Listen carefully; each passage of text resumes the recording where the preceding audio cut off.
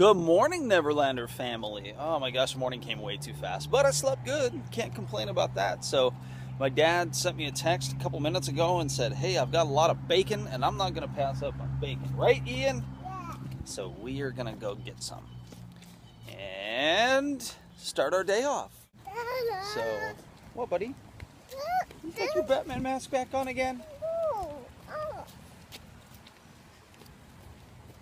So here we go. Here's to a happy Saturday. I saw the comment from yesterday's vlog, somebody asking us to do a Q&A, and we've been asked to do that a few times. So here's my idea. If you guys have questions, do you want to know more about us? Do you like us? Oh, that makes me feel good right here. If you have questions that you would like us to answer, here's what you can do. Email us at theneverlanders06@gmail.com. theneverlanders06@gmail.com. When we get like a dozen questions or something, we can answer those. Yeah. Does that sound good? Mm-hmm. So, cool, man. Send us some questions, guys. That makes me excited. I want to answer them. I want to answer them all. Yes, you in the front row, yes. If anybody has questions for me, can I answer them? Of course. If you've got questions for anybody, you can direct them to them, or you can just direct them to us, and we will be more than happy to answer. So, I think that's a great idea. So thanks, guys, for showing interest, and send your questions. Yeah. Doing something new, guys. We're at Autry Mill Nature Preserve. I would live forever. Let's take the ramp. I'm going to take the ramp. Nature. Y'all gotta appreciate nature, I'm saying. Especially you. What? Especially you. Especially what? How does a Just huge, appreciate nature, look, baby. How does a huge stick get on that wire? I got a feeling somebody threw that up there. It's crazy.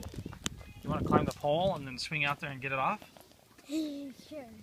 All right, let's go. It's a church. You know what this reminds me of? The old white chapel at Knott's Berry Farm. It's where my aunt got married.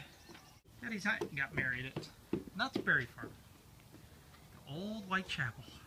I miss Knott's Berry Farm. It was a fun place. Doesn't this look like Follow the Yellow Brick Road?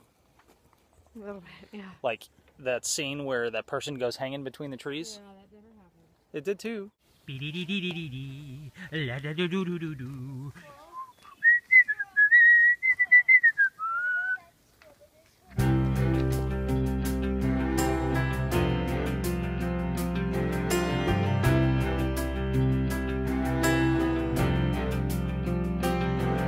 Sometimes your calling comes in dream.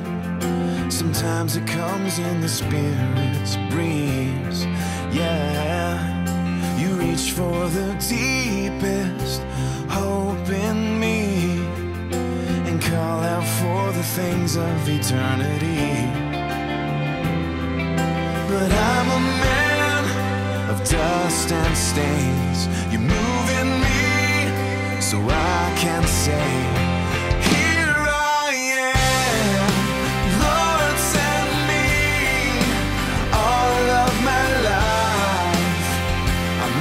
an offering. Here I am, Lord, send me. Somehow my story is a part of your plan. Here I am.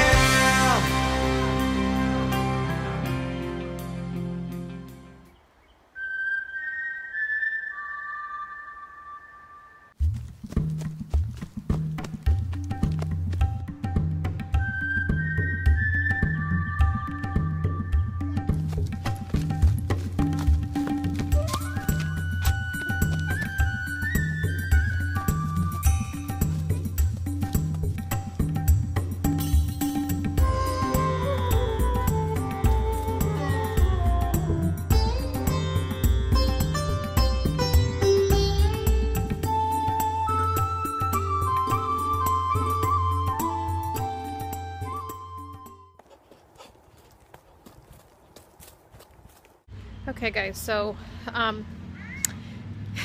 Here's some ridiculous, true confession, pregnant lady stuff for you, okay? I have been awake since 6:30 this morning because I am literally absolutely distraught that, so I had to cross the street, that my daughter doesn't have a name. And I know that sounds stupid. And some people don't name their kids until they're born, because some people don't even know what they're having until the baby's born. But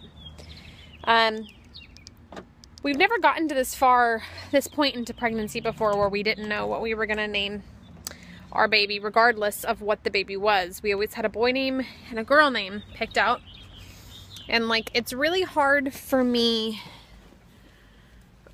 Oh God, I'm trying not to cry because I cried a lot about it today. It's really hard for me to really like a girl name, because I've known that I was going to name my daughter Salem since I was in 3rd grade. I heard the name and I loved it, and somewhere at about, I think, 9th grade, I picked her middle name, which was Malia. And long ago, in a once ago lifetime, when me and Scott were still dating, we laid in bed together, and I told him that I wanted to name my daughter Salem Malia. And he loved it, and it sounded so good with her last name, and there was no question. That was what it was going to be. And so now to have another daughter and like not know, it's really, really, really hard for me. And I know he said something about the baby's name being biblical, and it doesn't have to be biblical. It just has to mean something awesome. Like my favorite boy name, and it doesn't matter now because I'm not having a boy, means the church. And I think that's awesome. Even though like that name is not in the Bible. So it doesn't have to be in the Bible. I really want it to mean something. And I think like the root of all that is that I just forever thought that Salem sounded cool. That I thought it was a pretty name. And I didn't find out until Salem was about a year old that Salem actually means peace. And it took me really reading my Bible a lot to know that the name that Salem is in the Bible. And I can't explain it other than to say that trying not to cry again. I feel like God picked her name knowing what she would represent in my life and in Scott's life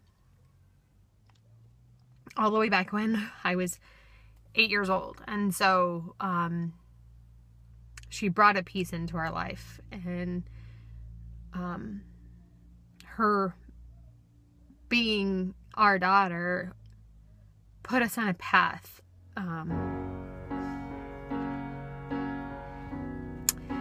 that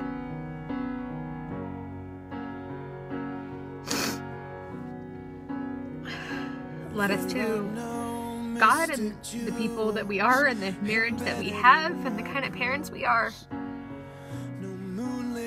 And Salem doesn't just mean peace. In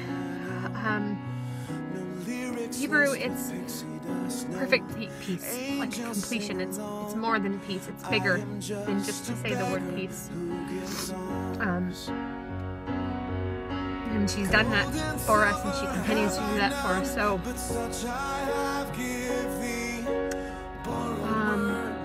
I guess I really just want to feel that connection with this baby. And it's really hard for me to not have anything that I feel so passionate about. See, I told you it's like totally ridiculous pregnant lady stuff. I'm just supposed to be going to the grocery store really quick, but I needed to get away because I feel crazy today.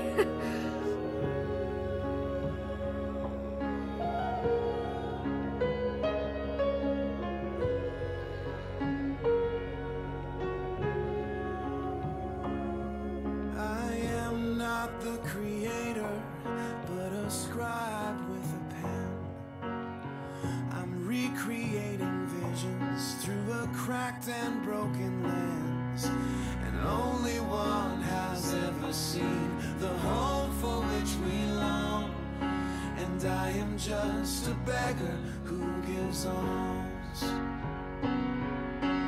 Gold and silver have I none, but such I have give thee.